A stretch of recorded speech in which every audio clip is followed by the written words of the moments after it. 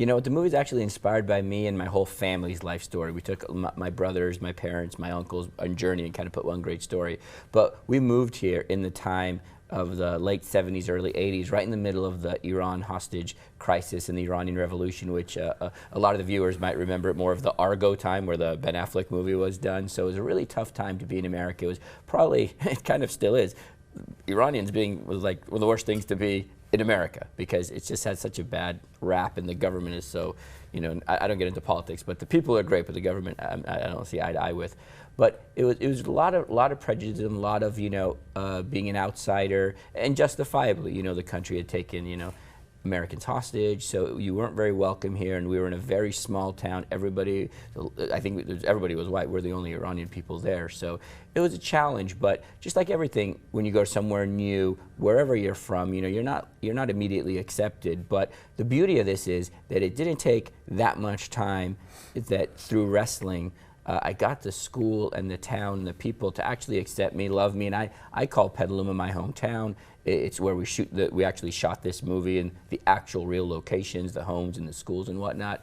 So it's really a story of my whole family, but also really any Iranian and other immigrant coming to America in a time, you know, it'd be like being Syrian right now or something, you know. So it's very relevant still.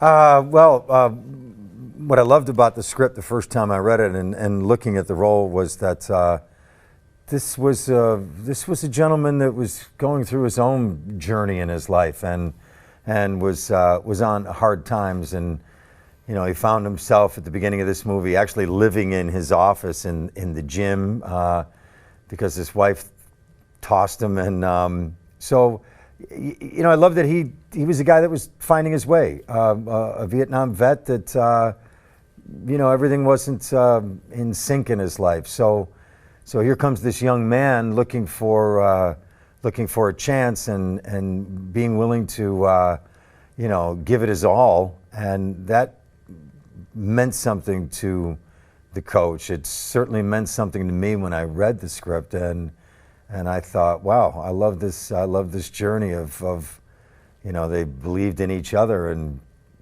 how far can we go, you know? And as much as the character of Ali, you know, gained and the success that he had as a wrestler in the film, it was just as uplifting for Coach Plyer. Do we have to keep saying this over and over? It's not the color of your skin, it's not where you're from, it's who you are, it's what you do. I mean, isn't that our country? I think so, and I hope so.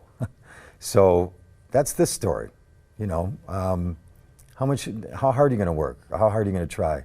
Are you a good person? Do you care about what you do? Do you care about other people? Are you willing to you know, back up your words of truth? And this young man in the film, played by George Koustaris, is an incredible performance. That is who he is, and he does find his way. And well, I think you could tell that story over and over again. It needs to be heard because sometimes it's forgotten.